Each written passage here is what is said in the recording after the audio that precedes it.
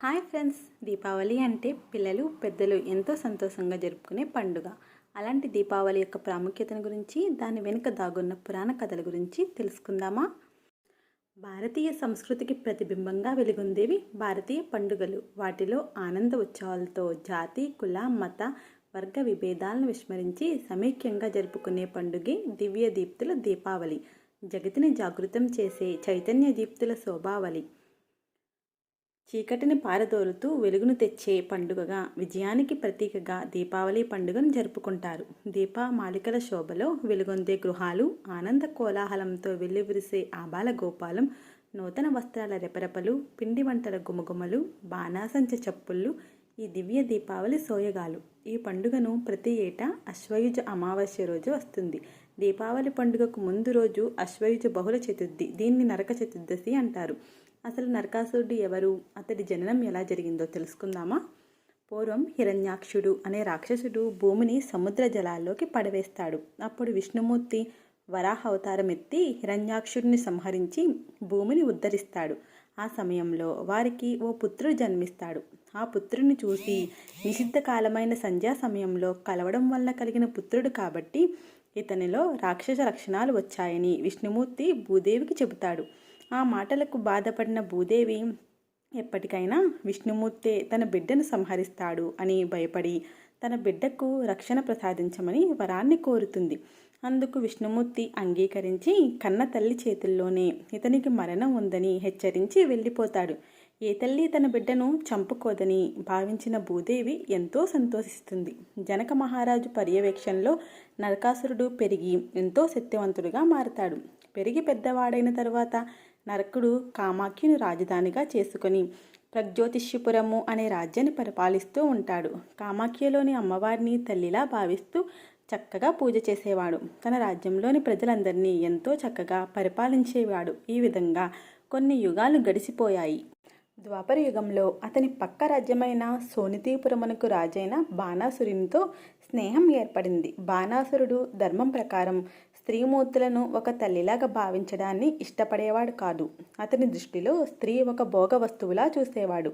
చెడు ప్రభావితం చేత నరకాసురుడు మెల్లగా అమ్మవారి పూజ చేయడం మానేశాడు. ప్రపంచంలోని ఇతర రాజ్యాల మీద దాడి చేసి ఆయా రాజ్యాల్లోని రాజకుమార్తెలందరినీ బలవంతంగా ఎత్తుకొచ్చి తన రాజ్యంలో బంధించి వివాహమాడాలని సంకల్పించాడు.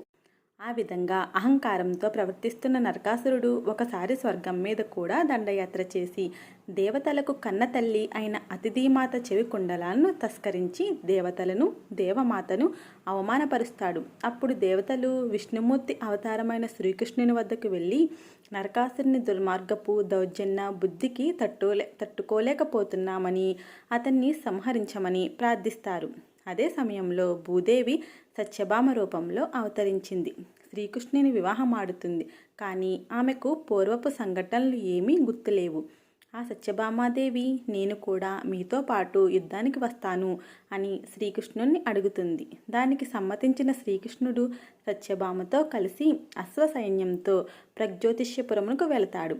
అక్కడ కృష్ణునికి నరకాసురుడికి మధ్య ఘోర యుద్ధం జరుగుతుంది. కానీ విష్ణుమూర్తి ఇచ్చిన వర ప్రభావం వలన నరకుడిని సంహరించడం సాధ్యపడదు. అందువలన శ్రీకృష్ణుడు యుద్ధం మధ్యలో మూర్ఛపోయినట్లు నటిస్తాడు. కళ్ళ ముందు భర్త మూర్ఛపోవడాన్ని చూసిన సత్యభామాదేవి వెంటనే విల్లు ధరించి తన పుత్రుడైన నరకుని మీదకు బాణం వేస్తుంది.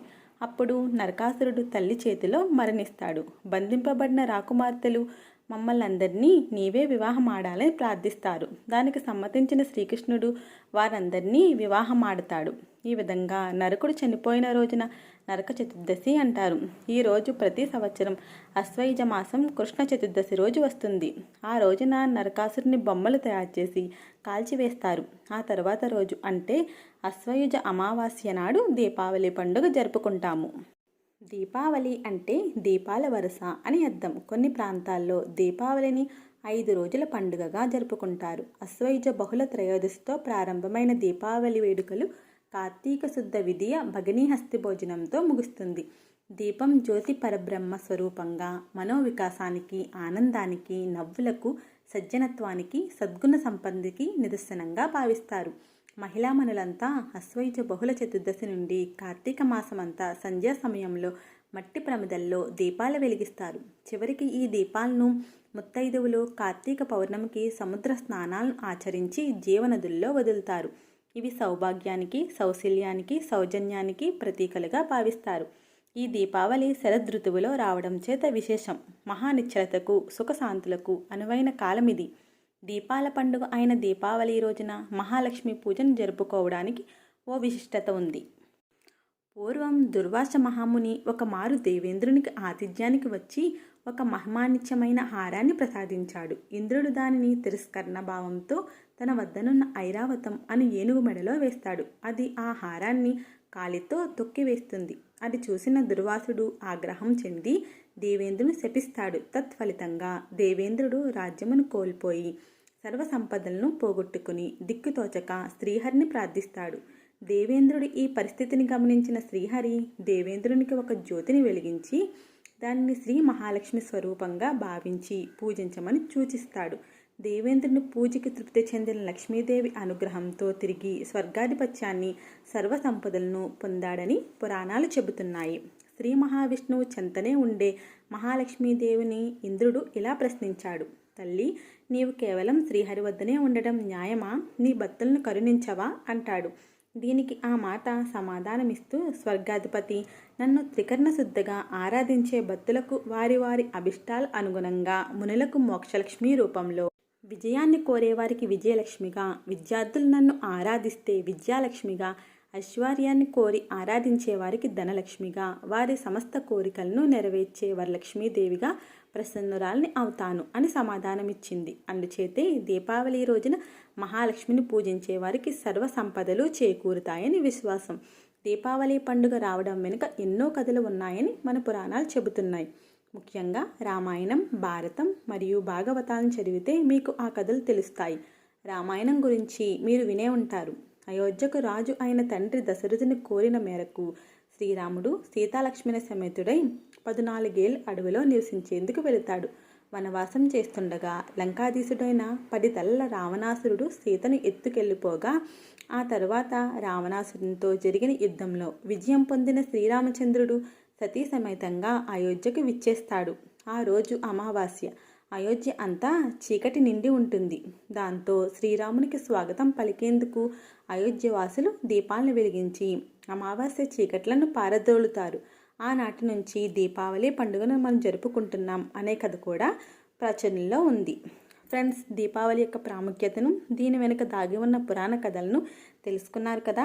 అలాగే ఈ దీపావళి మీ జీవితంలో వెలుగులు నింపాలని, అందరూ సుఖ సంతోషాలతో, ఆయురారోగ్యాలతో సంతోషంగా ఉండాలని మనసారా కోరుకుంటూ అందరికీ దీపావళి శుభాకాంక్షలు.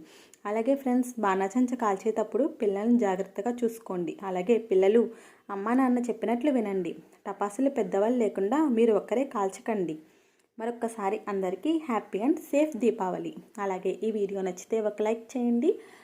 మా వీడియోస్ మరిన్ని చూడాలి అనుకుంటే మా ఛానల్ని సబ్స్క్రైబ్ చేసుకోవడం మాత్రం మర్చిపోకండి. Thanks friends.